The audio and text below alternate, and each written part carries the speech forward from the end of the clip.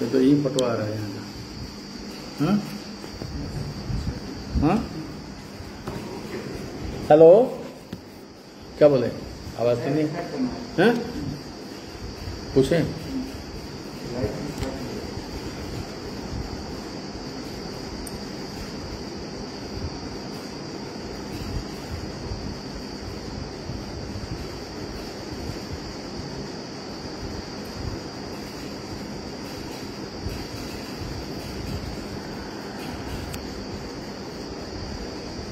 अच्छा मैं बोलूं? अच्छा मैं नहीं, मेरे ये तो दूसरे मोबाइल से कर रहा हूं।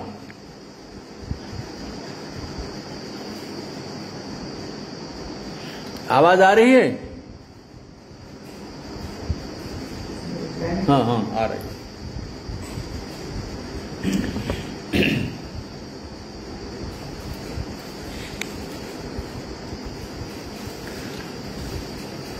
स्मृतापि तरुणा तपम करुणया हरन्ति नृणाम् अभंगुर तनुत्विषां बलयिता सतैर्विद्युताम् कलिंद नगनंदिनी तटसुरद्रुमालंबिनी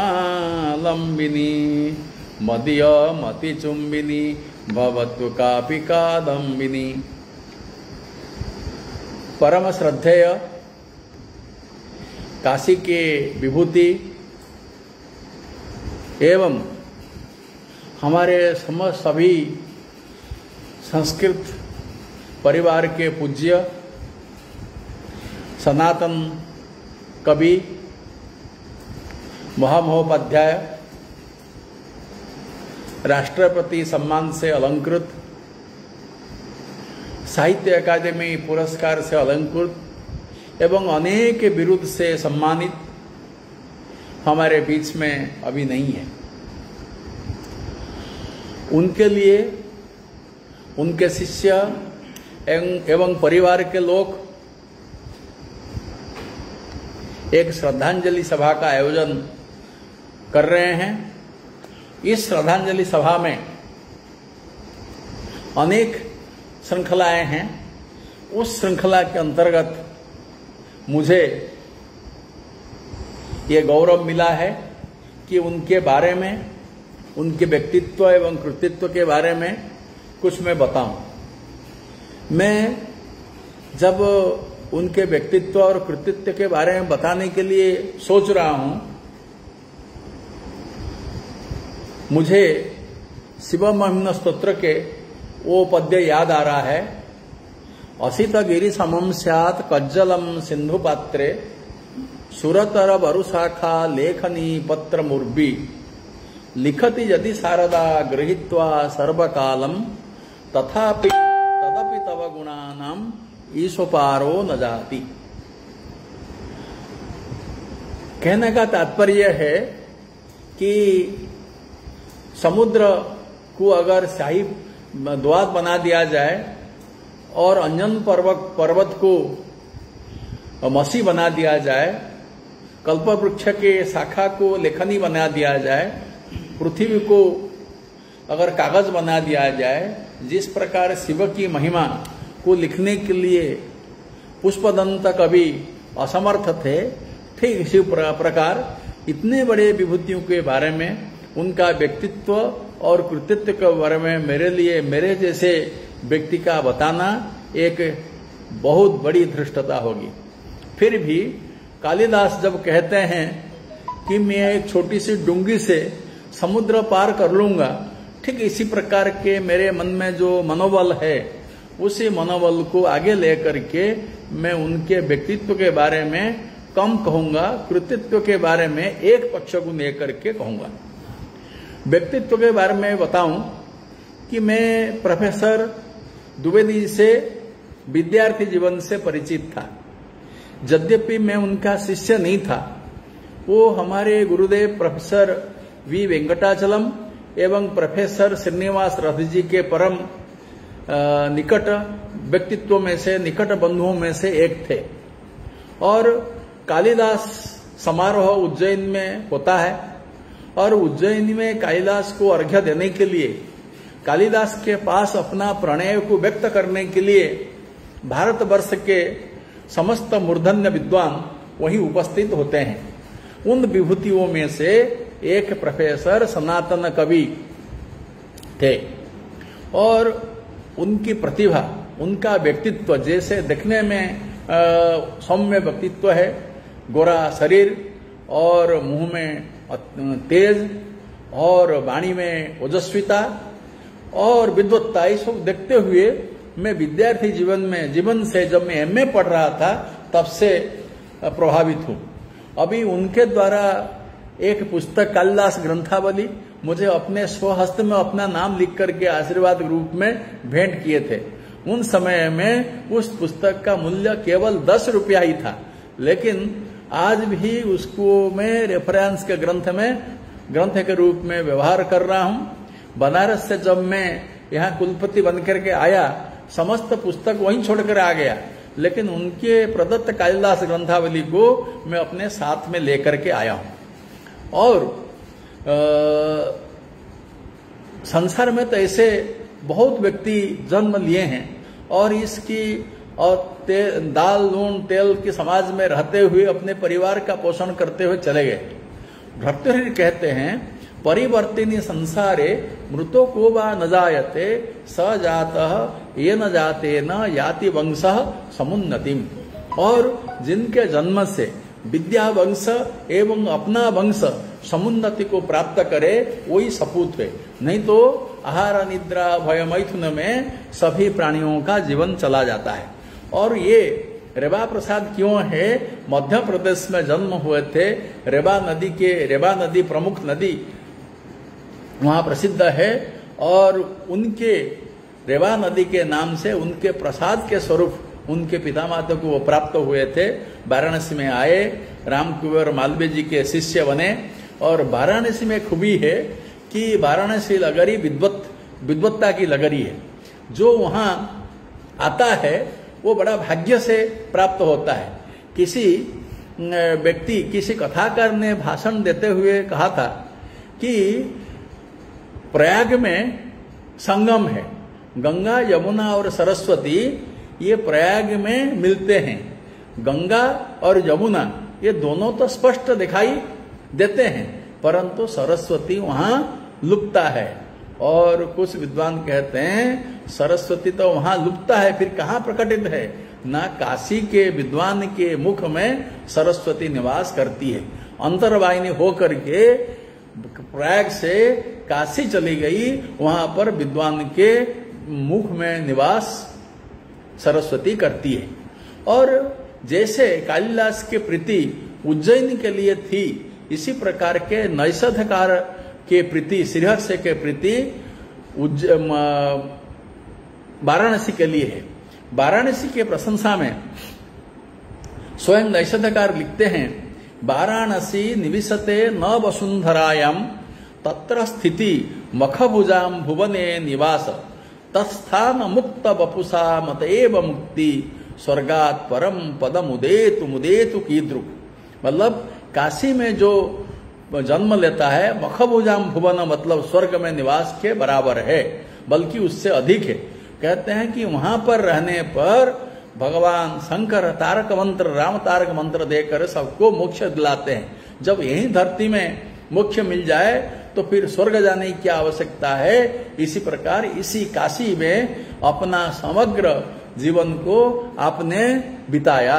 विद्यार्थी जीवन से नौकरी तक आप वहीं, हमारे आज के जो वरेण्य विद्वान है जिनकी चर्चा हम करने जा रहे हैं, वो ऐसे विद्वान थे जो काशी में अपना समय दिए और काशी में केवल साहित्य शास्त्र, अलंकार शास्त्र में वो विश्वश्रुत विद्वान रहे।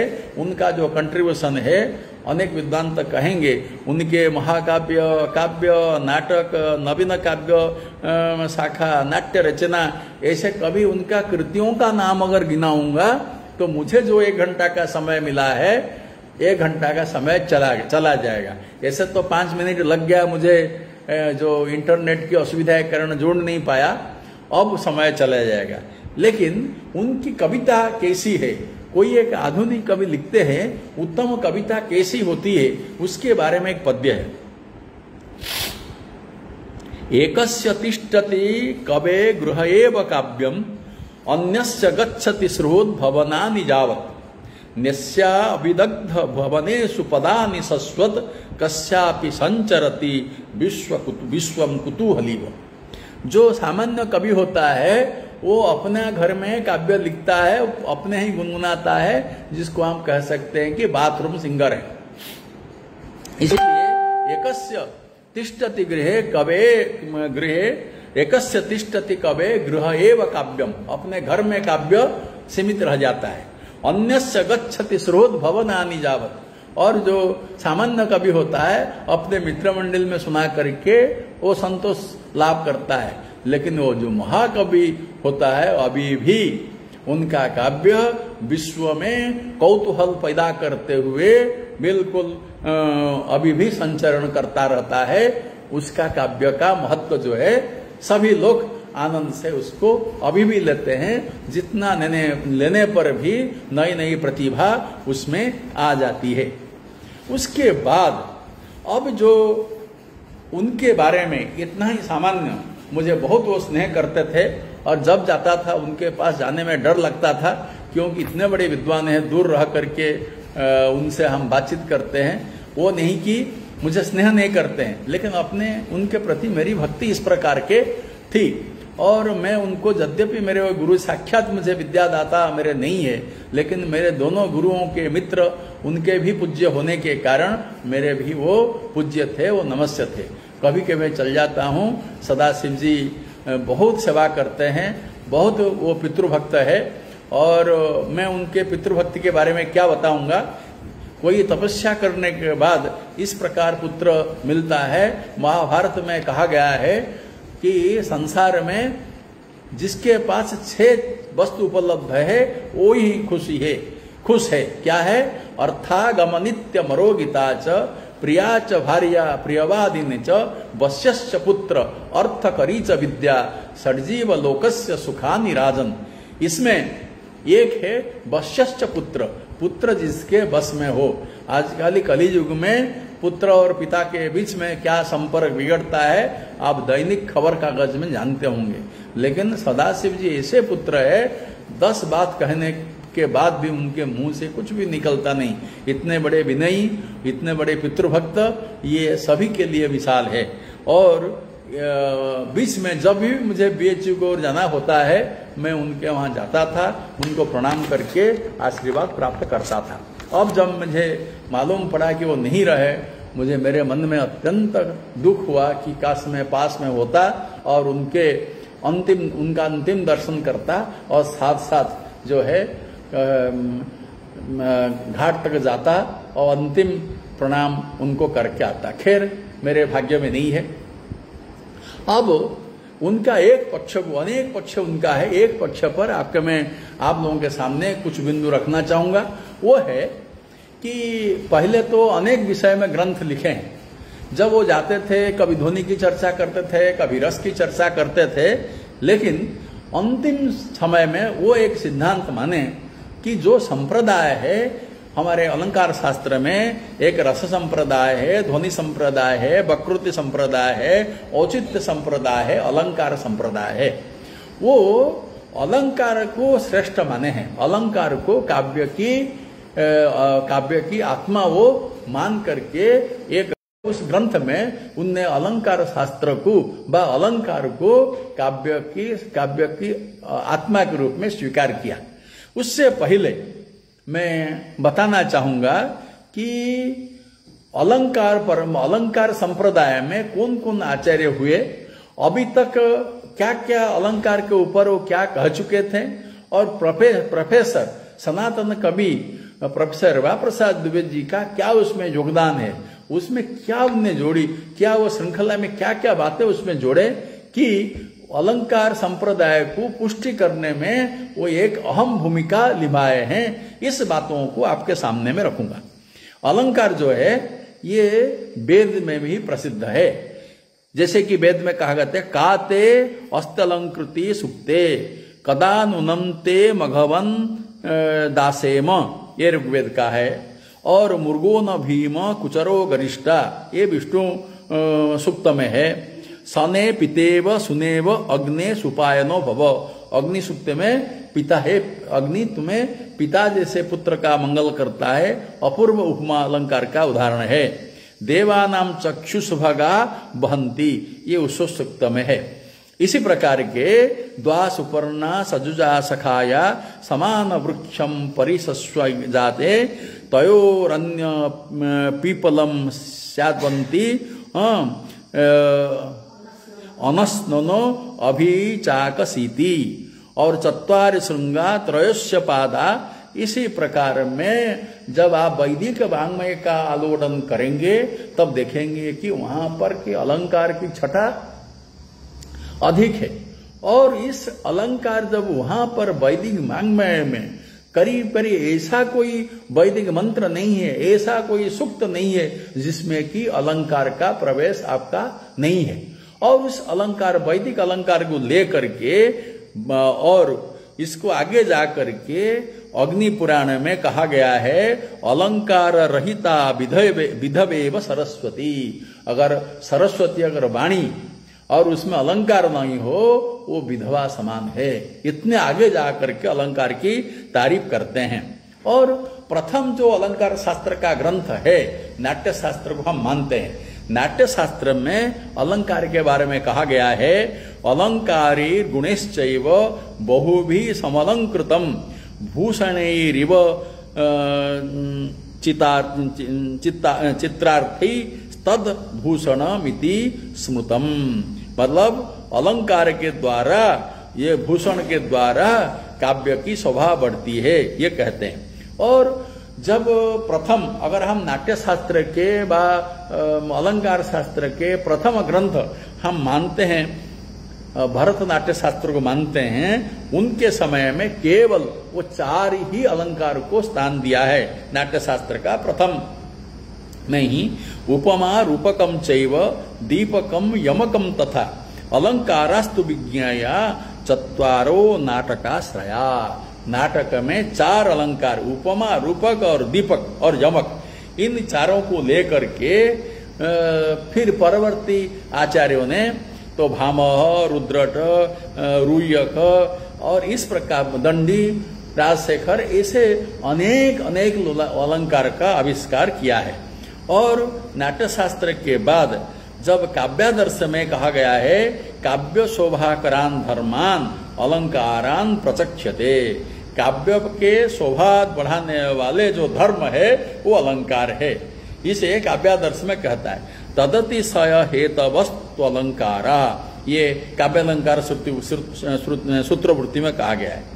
राजानक रूयक कहते अपना अलंकार सर्वस्व में यह तावत भामो दुभट प्रभृतय सिरंतना अलंकार कारा। कहते हैं ये भामट, रुद्र, उद्भट, ये जो है ये मूल से है अलंकार के करने वाले अलंकारकारा है। प्रतीयमानम अर्थम वाच्योपस्कारकतया अलंकार पक्ष निक्षिप्तम मन्यन्ते। अलंकार स्वरूप कहते हैं ये जो प्रतीयमान अर्थ को जो परवर्ती काल में ध्वनिमत के संपोषक आनंदवर्धन कहते हैं प्रतीयमानम पुनरन्य देव वस्तुस्पिवाणीषु महाकवीनाम यत्तत् प्रतिभा वयवाविरिक्तम विभाति लावण्य विवांगनासु। ये जो कहते हैं उसका खंडन करके वो कहते हैं कि ये सब अलंकार में है। कैसे है आगे उसका विस्तार होगा। और उसको साहित्य दर्पणकार आगे आकर के बहुत अर्वाचीन है वो उसको स्पष्ट करते हैं। शब्दार्थयो रस्तिराजे धर्म शोभातिशायन रसादिन उपकुर्बंतो अलंकारस्ते अंगदादिवत। जैसे आभूषण के द्वारा और कोई अंगदा, कोई नारी का सौंदर्य बढ़ता है, इसीलिए रसादि के उपकार करने वाले ये अलंकार काव्य की शोभा बढ़ाता है। परंतु जो अलंकारवादी है वो उसको तो बिल्कुल काट करके टुकड़ा टुकड़ा कर देते हैं। उसमें जो जयदेव चंद्रालोककार है वो कहते हैं अपना अलंकार को मंडन करते हुए कहते हैं अंगीकरोति यह काव्यम शब्दार्थावलंकृति असौनो मन्यते कस्माद अनुष्टम अलंकृति। अगर काव्य शब्दार्थ हो अलंकृति, अलंकार के विहीन जो शब्दार्थ को काव्य मानता है वो भी स्वीकार कर दे कि भाई अग्नि में उष्णता नहीं है। अग्नि में उष्णता नहीं होना जैसे असंभव है, इसी प्रकार काव्य में अलंकार नहीं होना वो असंभव है। और जो हमारे सनातन कवि जो मूल तत्व को उठा करके अपना साहित्य आगम ग्रंथ में साहित्य के ऊपर जो अलंकार शास्त्र लिखे हैं उसके अंदर वो कहते हैं, जो बीज मंत्र दिए हैं वामन का, काव्यम ग्राह्यम अलंकारात, ये एक सूत्र लिए, और सौंदर्यम अलंकार, ये दोनों को लेकर के लिखते हैं। और वक्रति वाले जो है, वक्रति तो अलंकार मान लिए, वक्रति संप्रदाय का भी अलंकार संप्रदाय में समावेश हो जाएगा, क्योंकि वक्राभिधेय शब्दोक्ति रिष्टवाचा अलंकृति इस प्रकार कहते हैं। ये कुंतक कहते हैं अलंकारस्य काव्यता, और काव्यता हो तो उसमें अलंकार की काव्यता हो सकती है। और मम्मट तो अलग प्रकार के कहते हो, उपकुर्वन्ति तम संतम यो अंगद्वारेण जातुचित हारादिवत अलंकारास्ते अनुप्रास उपमादय। ये तम संतम, तम नाम यहाँ पर रस को कहते हैं, ये रस के उपस्कार का मानते हैं। इस प्रकार के ये अलंकार संप्रदाय का इस प्रकार का विकास हुआ है। और ये चार अलंकार को लेकर के वास्तविक अलंकार का भेद जो है ना, उपमेय और उपमान को लेकर के उसमें सूक्ष्म भेद में अलंकार की श्रृंखला बढ़ती गई। और भरत 4 कहते हैं, भामन कहते हैं 36 अलंकार है, दंडी कहते हैं 35 है, रुद्र कहते हैं 55 है, भोज आकर के सबसे अधिक तक जाते हैं 70 तक जाते हैं 72, अप्य दीक्षित कुबलानंद में 124 अलंकार की चर्चा करते हैं, पंडित राज जगन्नाथ 170 117 की 70 की चर्चा करते हैं, पंडित विश्वनाथ कविराज 89 अलंकार की चर्चा करते हैं, जिसमें 12 शब्दालंकार, 17 अर्थालंकार, रसवत अलंकार 7 है, और करते हैं वो नया अलंकार 5 नया अलंकार बताते हैं। इसी प्रकार के कहते हैं। और अलंकार संप्रदाय को हम 3 भाग में बांट सकते हैं, पहले आदिकाल, और एक मध्य आदिकाल में आ जाएंगे भरत भामह दंडी आ जाएंगे, और मध्यकाल में आ जाएंगे 8वीं शताब्दी से 11वीं शताब्दी तक जो है वो मध्यकाल में, उसमें मम्मट, भोज, रुद्रट, रुयट आ जाएंगे। और उत्तर काल जो है 12वीं शताब्दी से लेकर के अभी तक जो है जितने अलंकार हुए हैं उनको हम मानेंगे ये उत्तर काल के हैं। उनमें प्रसिद्ध जो है पंडित राज जगन्नाथ जी है, अप्य दीक्षित जी है, विश्वनाथ कविराज जी है, और हमारे इस पीढ़ी में सनातन कवि जी है, रविराज राजेंद्र मिश्र जी है, हमारे राधा वल्लभ त्रिपाठी जी है। ऐसे प्रमुख अलंकारकार ये इस युग में हमारे 21वीं शताब्दी में उपलब्ध है। अब मैं आगे बढ़कर के अलंकार शास्त्र, अलंकार संप्रदाय में प्रोफेसर सनातन कवि रेवा प्रसाद द्विवेदी जी का क्या महत्वपूर्ण योगदान है, इस विषय में आपके सामने कुछ तथ्य रखूंगा। उसके साथ साथ भी मैं भी कुछ अपना पक्ष, उसी उनके सिद्धांत को सुहाने वाले कुछ पक्ष में अपने ओर से भी रखना चाहूंगा। सनातन कवि अपना सोर्स तो 2 स्थान से, सौंदर्यम अलंकार उनने ले लिया वामन से, और इसके साथ साथ उनका जो मूल प्रेरणा का ग्रंथ है वो अग्नि पुराण है। अग्नि पुराण में एक ही श्लोक को, एक ही मूल श्लोक को पुराना गम स्वीकार करते हुए एक ही श्लोक को उत्स के रूप में लिया, उपजीव्य के रूप में लिया, स्रोत के रूप में लिया, उसको विकास किया। वो कहते हैं अक्षरम परमम ब्रह्म सनातनम अलम विभुम वेदांतेषु वदन्त्येकम चैतन्यम ज्योतिरीश्वरम। ये अग्नि पुराण का पद्य है।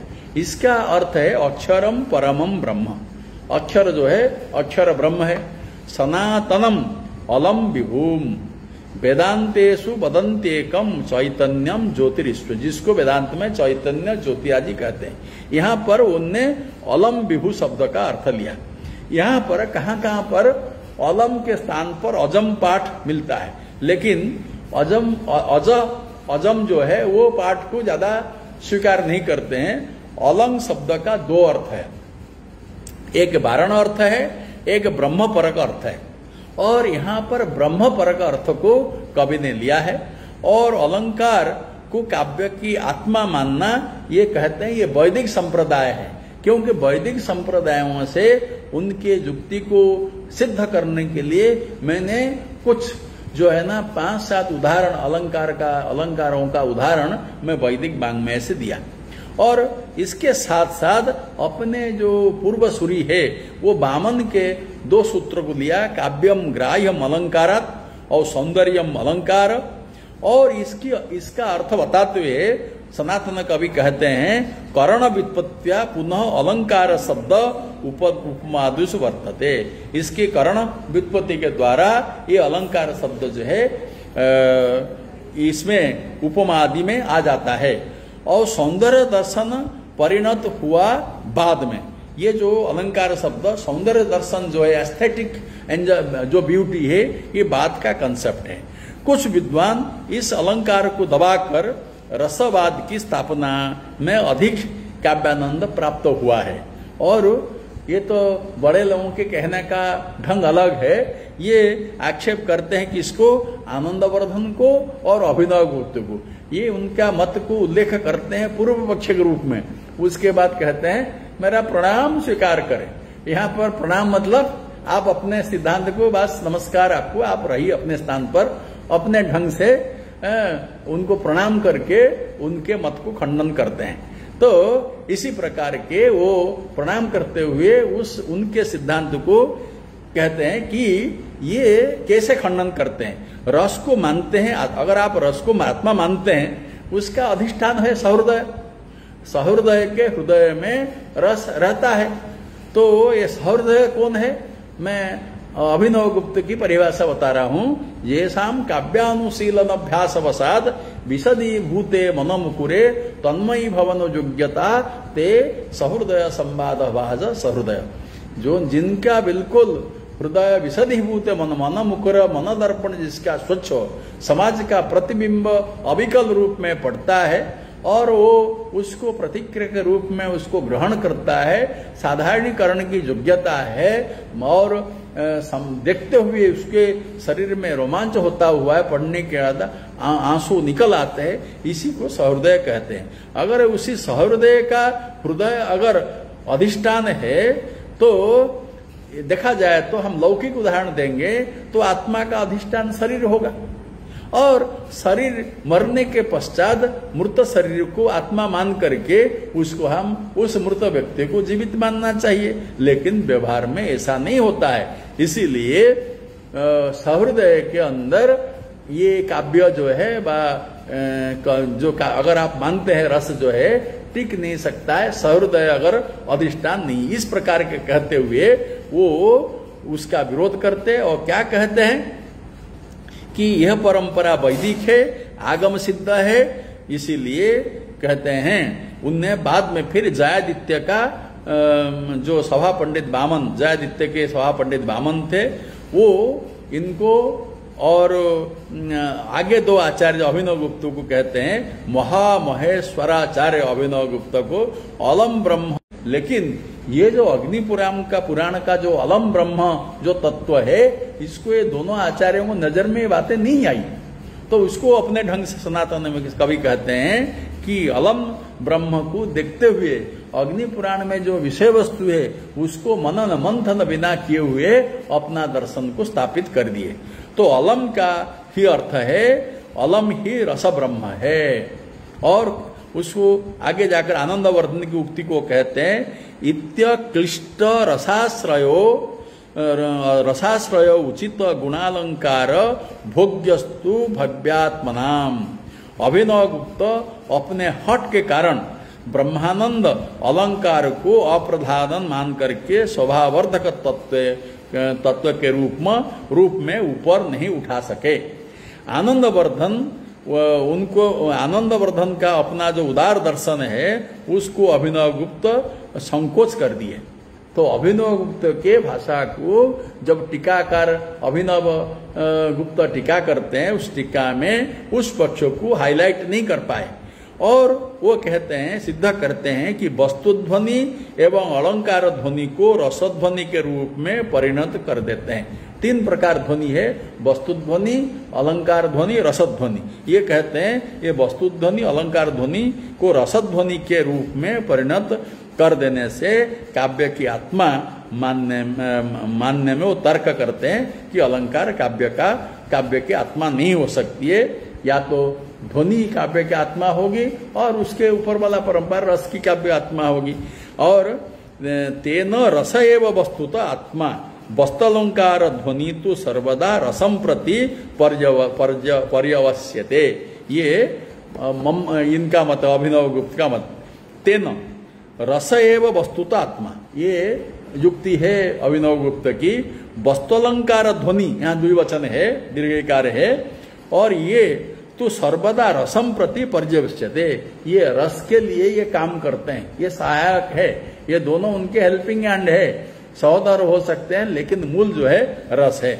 इसको, इस पूर्व पक्ष को रखते हुए सनातन कवि इनकी खंडन, आगे जाकर खंडन करेंगे। और इसी अलंकार संप्रदाय को आगे बढ़ाने के लिए सनातन कवि 5 क्रांतियां लाए हैं।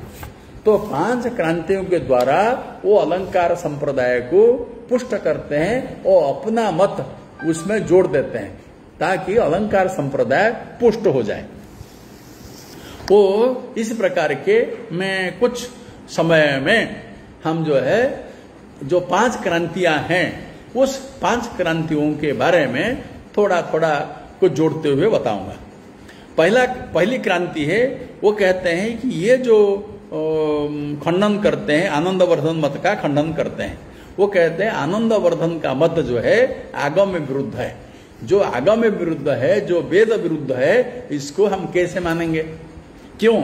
वो कहते हैं आनंदवर्धन के बारे में कहते हैं असौ न वैदिक न बौद्ध परंतु मध्यम मार्गम अनुसरति।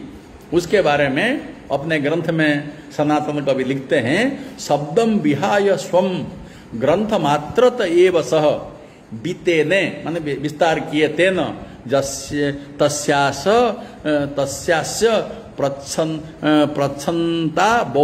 प्रच्छन्न बौद्धो तो भवत, मतलब उनको प्रच्छन्न बौद्ध मानते हुए इनको अभिनव सनातन कवि उनकी निंदा करते हैं और कहते हैं, निंदा मतलब सम्मान पूर्वक, अभिनव गुप्त दंडी मत को भी स्वीकार नहीं करते हैं।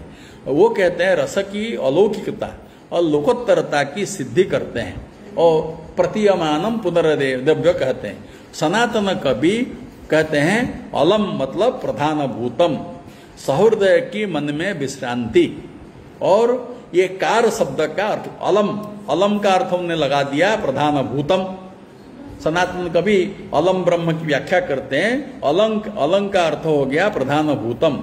सहृदय के मन में विश्रांति क्या अर्थ हो गया? आगे कहते हैं कार का क्या अर्थ है?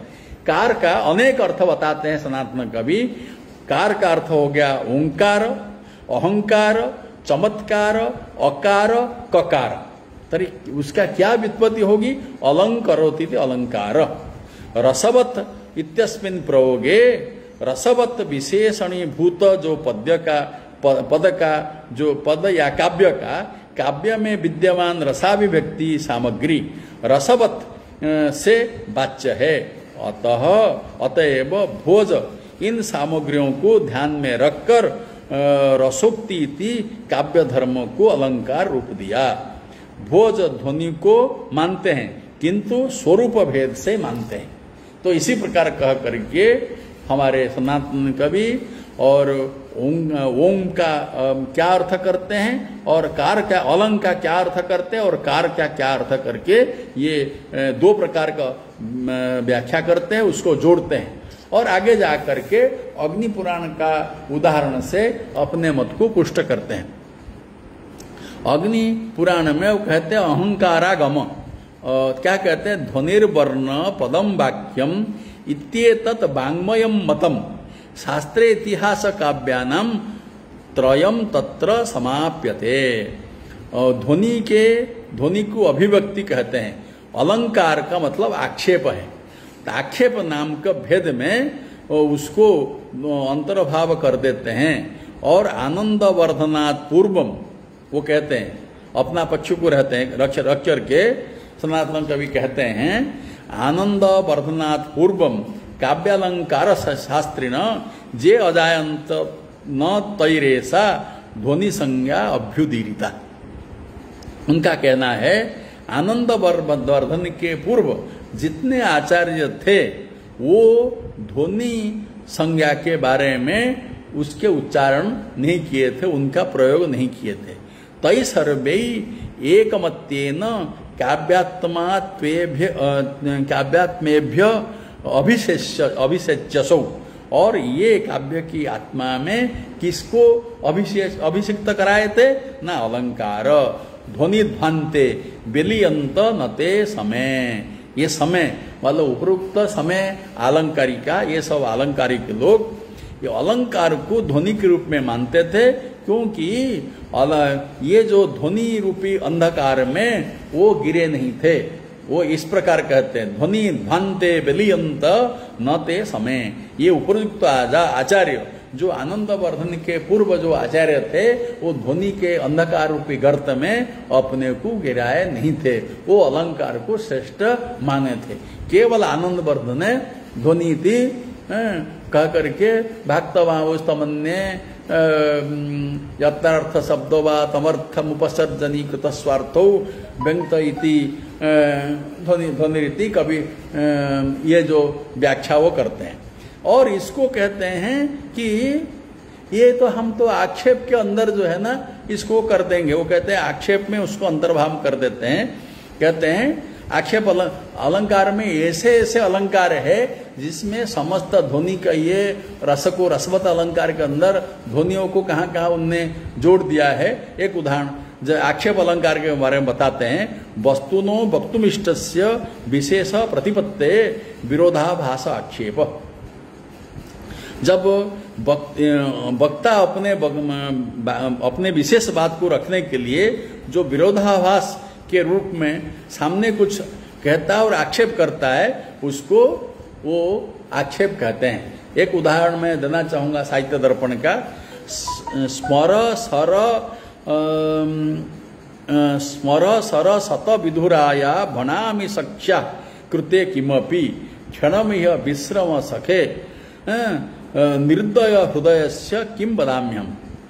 ये कोई सखी कोई सहेली जाकर के अपने प्रियतमा के अपने सहेली के पति के सम्मुख अपने सखी का जो उदंत बता रही है। कहता है स्मर शत विधुराया, मतलब कंदर्प के शत सर के द्वारा आक्रांत हो करके जो विधुरा है मेरी सखी, उनके बारे में मैं क्या आपको बताऊं। फिर मन ही मन कहता है क्षण में विश्रम और निर्दय हृदय से किम बदाम्यहम्। इस कठोर के सामने क्या बोलना है, इसको बोलने से कुछ फायदा नहीं है, मेरे सखी को मर जाने दीजिए। ये पहले बोल करके कोई विशेष को बताने के लिए जब आक्षेप होता है उसको आक्षेप अलंकार कहते हैं। तो इसमें जो ध्वनि आती है वो ध्वनि तत्व कहते हैं, इसमें ही अंतर। ये जो ध्वनि वस्तु ध्वनि आती है उसको तो हम आक्षेप के अंदर समावेश कर लेते हैं। उसको आगे जा करके सनातन कवि कहते हैं नान्तरंगा अलंकारा शोभादय इवा स्मृता गुणापि त उच्यन्ते भरतादि महात्मभि सौभाग्यवत्या सौभाग्यम किमिति प्रश्न मुत्थिते पतिरित्यु उत्तरेणीव नानंदा सममेति किम। कहते हैं जो अंतरंग है अलंकारा वो शोभादय, ये गुणापि दो चीज है। अलंकार गुण को स्थान देते हैं कौन? भरतादि महात्मभि। और उसके महाकवि सनातन कवि अपने ओर से एक उदाहरण देते हैं, सौभाग्यवत्या सौभाग्यम किमिति प्रश्न उत्तते। सौभाग्यवती नारी का क्या सौभाग्य है, ये प्रश्न अगर किसको पूछा जाए उसका उत्तर में आएगा पति, न कि ननंद। तो पति इति उत्तरणे वो नानंदा सममेति किम, क्या वो ननद हो सकती है क्या? नहीं, पति ही उसका उत्तर होगा। इसी प्रकार के अगर काव्य का कोई अगर धर्म है और कोई लक्षण है, ये अलंकार या गुण हो सकते हैं, न कि ये ध्वनि है। ऐसे कहते हुए आनंद ये सनातन कवि अपने जो प्रथम क्रांति है इसमें ध्वनि मत को ध्वस्त कर देते हैं। इसके बाद द्वितीय क्रांति में वो अभिधावादियों को खंडन करते हैं। वो कहते हैं ध्वनि विरोधी आचार्य रुद्रट, मुकुल भट्ट, महिम भट्ट हुए। भोजराज धनी को धनंजय इस मत के संपोषक रहे। ये सब ब्रह्मेक रूप अलंग भाव को मानते हैं। राजशेखर, कुंतक और खेमेंद्र, मम्मट, जयदेव, विश्वनाथ ये ध्वनि को काव्य की आत्मा के रूप में भी नई ढंग से स्वीकारते हैं। उनमें अनेक अभिधावादी है। महिम भट्ट ध्वनि को अनुमान में अंतर्भाव कर देते हैं। और इसके अतिरिक्त अलंकार सर्वस्वकार जय रथ 12 तर्क दे करके ध्वनि मत को खंडन कर देते हैं। वो क्या कहते हैं कि क्या क्या रहता है काव्य में? तात्पर्य, अभिधा, लक्षणा, अनुमिति, अर्थापत्ति और तंत्र। ये अनुमिति 2 है, अर्थापत्ति 2 है। इस कुल मिला करके ये कहते हैं ये 8 तत्व में ये काव्य का शरीर बनता है। वो आक्षेप अलंकार के अंतर्गत इसको अंतर्भाव कर लेते हैं। और इसके लिए कहते हैं हमारे सनातन कवि, श्रुते अलभ्यमान अर्थो यस्मात् भाति सचेतर स आक्षेप ध्वनि साच ध्वनिना व्यंजते। अतएव यथार्थ शब्दों वा ये जो ध्वनि का जो लक्षण है ये इसके अंदर हो जाता है। और इसके अलावा बहुत सारे ऐसे तथ्य है जैसे कि ध्वनि के अंदर आ जाता है। और जैसे कि एक प्रसिद्ध श्लोक जिसको ध्वनि न मान करके आनंदवर्धन उसको अलंकार में मान लेते हैं, तो वो तो स्वयं ही स्वीकार कर दिया अलंकार का क्या महत्व है। वो पद्य बहुत प्रसिद्ध है। उपोढ़ रागेण विलोलतारकम यथा गृहीतम शशिना निशामुखम तथा समस्तम तिमिरांशुकम तया पुरोपिरागत गलितम न लक्षितम। इसमें संध्या को नायिका और चंद्र को नायक रूप में कल्पना करके व्यवहार का समारोह हुआ है। जैसे कि संध्या आती है और उनके सामने जो है जो शशि है ये उपोढ़ रागेण, ये राग शब्द में स से अनुराग के युक्त और यहाँ पर जो वर्ण है विलोल तारकम संध्या मुखम उपोढ़ विलोल तारे यथा गृहीतम शशिना निशा मुखम तथा समस्तम तिमिरांशुकम तया। उसको पकड़ते हुए उनका अंधकार रूपी वस्त्र वो कृष्ण वस्त्र में थी, ऐसे में वो वस्त्र गिर गया कि नजर नहीं आया। मतलब उनका छू देने से वो अंधकार दूर हो गया है और उजाला हो गया। इसको वो कहते हैं कि इसमें तो ध्वनि नहीं हो सकती, इसमें अलंकार हो सकता है, समासोक्ति अलंकार। अरे बाबा आप तो समासोक्ति अलंकार के स्वीकार करके उनको स्थान दे दिए। और इसी प्रकार के एक अलंकार होता है जैसे वस्तु अलंकार आप कहते हैं, उसको हम अलंकार में उसको अधिक कहते हैं, अधिक अलंकार कहते हैं। अधिक अलंकार का उदाहरण देते हुए एक अधिक अलंकार का उदाहरण आपके सामने मैंने माघ कवि का उदाहरण दूंगा। जुगांत काल प्रतिसंहृतात्मनो जगंती यस्याम सविशेष सवकाश सविशेष मासत तनौ ममु मत्र न कैटभादुष तपोधनाभ्यागम संभवा मुदा। इसका अर्थ है जब नारद जी भगवान कृष्ण के सामने उपस्थित हो गए तो वो उनके आनंद को वो समा न सके, मतलब वो अत्यंत प्रफुल्लित हो गए और उनके शरीर में भगवान ये तपोधन का आगमन का जो संभव जो मुदा है व आनंद है वो समा नहीं सके। कभी कहते हैं कि प्रलय काल में समग्र विश्व ब्रह्मांड 14 भुवन जो है भगवान के शरीर में समा जाता है।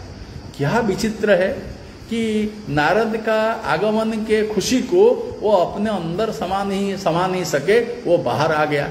इसको अलंकार ध्वनि वाले कहते हैं इसमें तो वस्तु ध्वनि हो गई, मतलब व्यंजित हुआ है कि भगवान में अनेक ऐसे आनंद हुए, वो आनंद को व्यक्त किस रास्ता में किए, आंखों के द्वारा, बाहों के द्वारा, रोमांच के द्वारा, मतलब जो तपोधन का आगमन खुशी को व्यक्त किए। लेकिन कवि की शैली अलग है। ये शैली में इतना चमत्कार है, आप ना तो ध्वनि में है ना तो अलंकार में है। और एक उदाहरण मैं देता हूं, पर्यायोक्त। पर्यायोक्त एक ऐसे अलंकार है, ये भी ध्वनि और रस को आगे जाकर के आगे बढ़ करके बात करता है। पर्यायोक्तम यथा भंग्या गम्यमेवा विधीयते।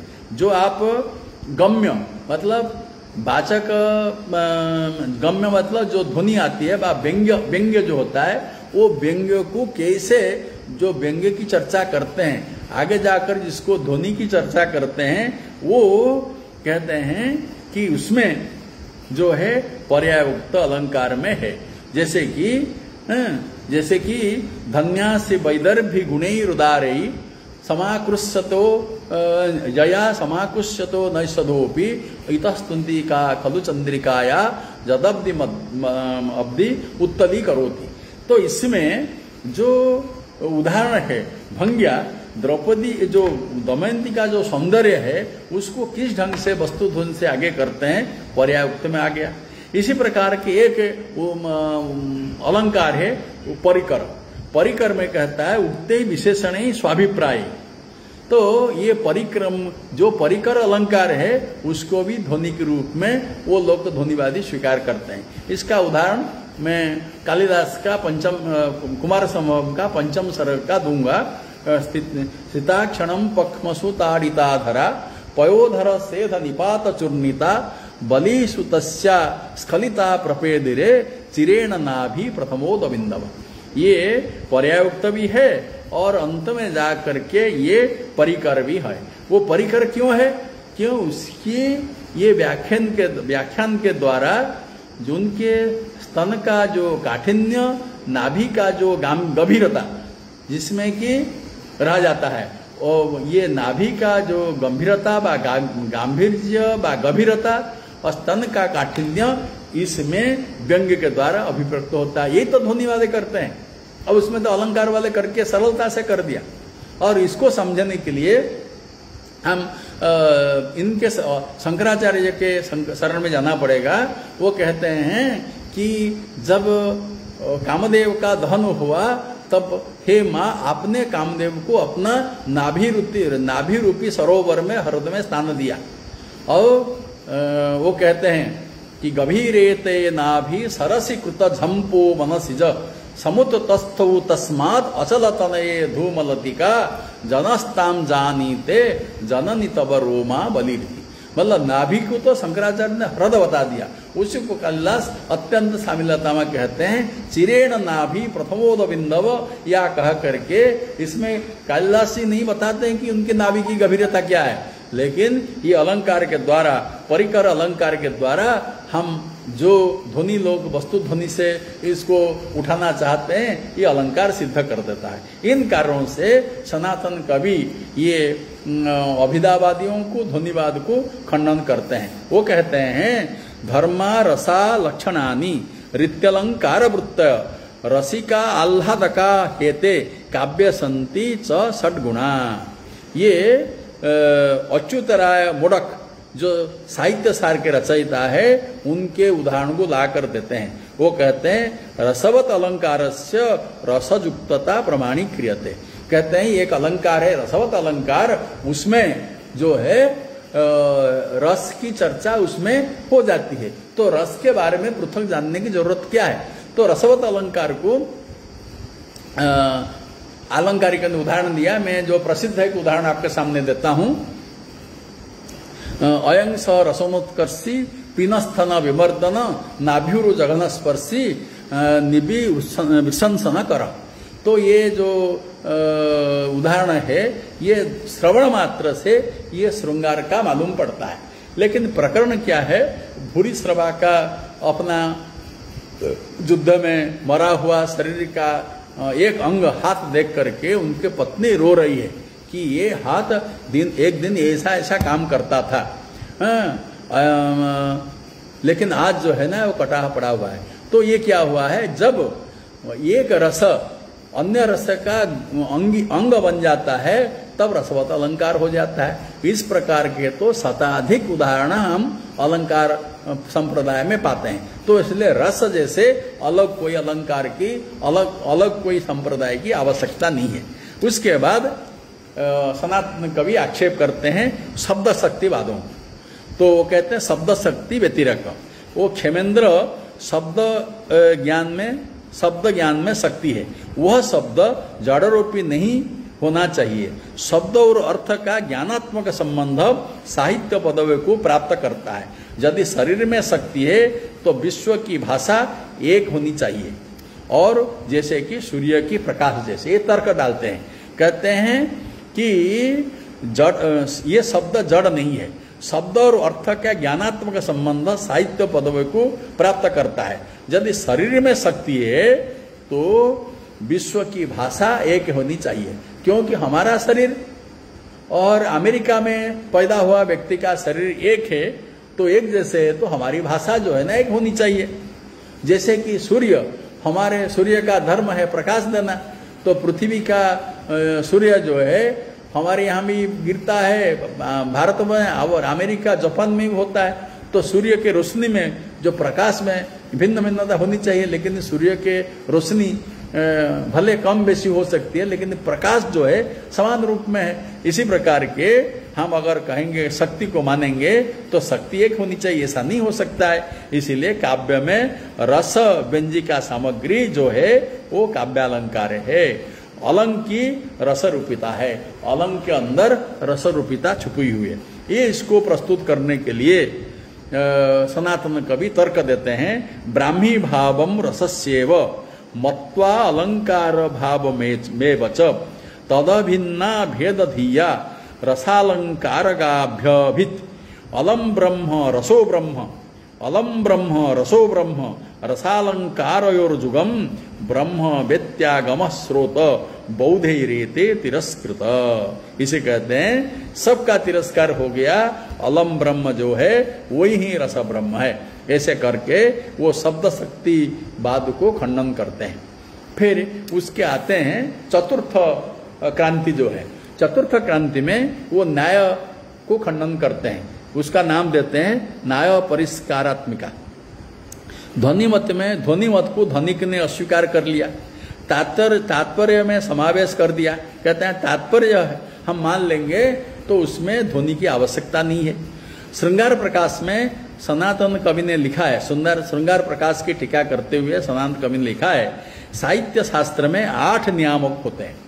एक अभिधा, विवक्षा, तात्पर्य, प्रविभाग, प्रवेक्षणम, सामर्थ्यम, अन्वय एवं एकार्थी भाव। ये जो है साहित्य शास्त्र के 8 नियामक तत्व है। और 4 प्रकार के काव्यत्व है।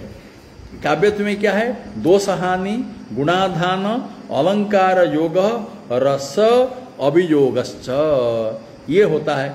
तो उसमें अलंकार को महत्व दिया है। इसमें एक राजशेखर की जो कवि है, साहित्य शास्त्र का ग्रंथ है, उसी से काव्य मीमांसा, उनमें से ये जो कविता की उत्पत्ति के बारे में जो प्रसंग है, उन प्रसंग को बहुत विस्तृत ढंग से उनने वहां पर उद्धरण किया है। तो काव्य पुरुष है, साहित्य वधु है, कविता उत्पन्न होती है, उसमें शंकर आते हैं, पार्वती भी आए हुए हैं। शंकर क्या करते हैं, पार्वती क्या करती है, ब्रह्मा क्या करते हैं, सरस्वती क्या करती है, कैसे गणेश जी नृत्य करते हैं, कौन नारद आकर वीणा बजाते हैं उनकी शादी में। और करने के बाद अनुमान में अलंकार को उनने आगे जा करके अंतर्भाव कुछ आचार्य ने कर दिया है। इसी प्रकार के वो कहते हैं कि न्याय मत में जो स्थापित करते हैं, ये राजशेखर के आधार पर और अपने अपने तर्क से वो उनके मत को खंडन करके पंचम क्रांति में वो विकल्पवाद का विकल्पवादात्मिका कह करके स्थापना करते हैं। वो कहते हैं शब्द ज्ञानानुपाति जो विकल्प अर्थस्य विद्यते वस्तु शून्यस्य संकेत तयोरेवेति निश्चय। शब्द उच्चारण के प्रतीति चित्त वृत्त्यात्मिका हो जाती है। तब विश्व की भाषा एक होनी चाहिए जो नहीं है। तो ऐसे इसको विकल्पवाद को खंडन करते हैं। करने के बाद वो स्थापित करते हैं कि क्या ये अलंकार संप्रदाय क्या है, ये अलम ब्रह्म क्या है, उसको सारांश में वो आकर कहते हैं काव्यम वाक। देखिए उनका ये मैं 2 पंक्ति 4 पंक्ति पढ़ने जा रहा हूं। इन चारों पंक्तियों में सनातन कवि के अलंकार शास्त्र के प्रति व अलंकार संप्रदाय के प्रति जो योगदान है इस 4 पंक्तियों में स्पष्ट उल्लेख है। काव्यम वाक, वाक परम ब्रह्म। काव्य जो है वाक है। वाक कौन है? परम ब्रह्म। ब्रह्म ब्राह्मी सरस्वती और सा वीणा धारिणी सा ही नीलकंठासना शिवा। शिवो ब्रह्म शिवा ब्राह्मी तौ च ते च शिवा शिवौ तौ बालंकार ताबालंकार न तौ एव अलंकार ओंकार कल्पो अहंकार सच्चित। ऐसा साहित्य अलंकार में वो इस मत को स्थापना करते हुए वो अलंकार संप्रदाय को पुष्ट करते हैं। और संक्षेप में उनके तो अनेक ग्रंथ है। अनुमान के ऊपर व्यक्ति विवेक पर ग्रंथ लिए जीवन भर अनुमान करते हुए, जैसे कि मैं उदाहरण दूंगा, अभिनव भारती लिखे, आनंद वर्धन के ध्वन्यालोक के टीका किए। बाद में सारा लिखने के बाद उनका मन जो है ना उसमें संतुष्ट नहीं हुआ, संतोष को प्राप्त नहीं किया। इसलिए अभिनवगुप्त क्या किए, बाद में तंत्रालोक लिखने लगे और जो प्रत्यभिज्ञा दर्शन किए वो श्रेष्ठ आचार्य हो गए। और पहले वो तो बहुत बड़ा साहित्यज्ञ थे। पूरा संपूर्ण नाट्य शास्त्र की टीका अभिनव भारती लिखे, ध्वन्यालोक में लोचन टीका लिखे। और इस तरह करते करते इतना बड़ा साहित्य शास्त्र के पंडित इन सब छोड़ करके जब उनका तत्व ज्ञान हुआ तो जा करके तंत्रालोक लिखते हुए उनने काश्मीर शैव दर्शन में शिव तत्व पर, परम शिव पर चर्चा करते हुए स्पंद साहित्य, स्पंद जो के प्रमुख विषय जो काश्मीर शैवागम के प्रत्यभिज्ञा दर्शन पर उनने ग्रंथ लिखे, परम आचार्य हो गए, सिद्ध हो गए। ठीक प्रकार इसी प्रकार के सनातन कवि अपने जीवन में प्रत्येक अलंकार शास्त्र के आचार्यों के ऊपर ग्रंथ लिखा, टीका लिखी।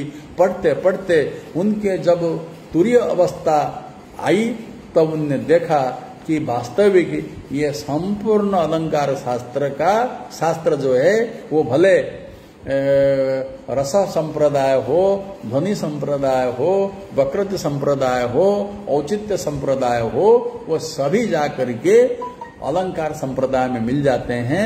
अलंकार जो है श्रेष्ठ है, वो जो पद्य है वही पद्य उनका श्रेष्ठ पद्य है। वो कहते हैं जो है अक्षरम परमम ब्रह्म सनातनम अलम विभुम वेदांते सुवदंत्येकम चैतन्यम ज्योतिरीश्वरम। इसी श्लोक को, अग्निपुराण का इस श्लोक को लेकर के उनने अलंकार संप्रदाय को पुष्ट किया एवं एक कीर्तिमान रच गए। अगर वो हम तो बहुत उम्मीद कर रहे थे, हम तो सो जाते हैं, थक जाते हैं, लेकिन मैं जब कभी भी महामनापुरी को उनके आवास में गया, उनको काम करते हुए देखा, हर वक्त शास्त्र चर्चा करते हैं, वही उनका विनोद है। और ऐसे महामनीषी हमारे बीच में नहीं है।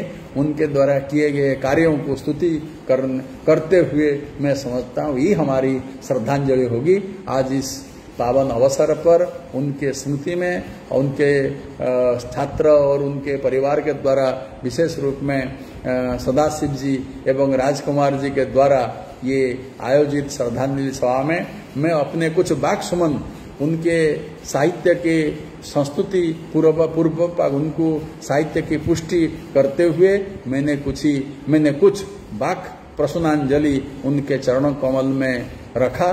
मेरा अहोभाग्य हुआ एवं जिन्होंने मुझे इस अवसर दिया, मैं सबको धन्यवाद देते हुए, जो श्रोता मंडली मेरी बातों को सुन रहे हैं उनको भी साधुवाद देते हुए मैं अपने वाणी को विराम देता हूं। धन्यवाद।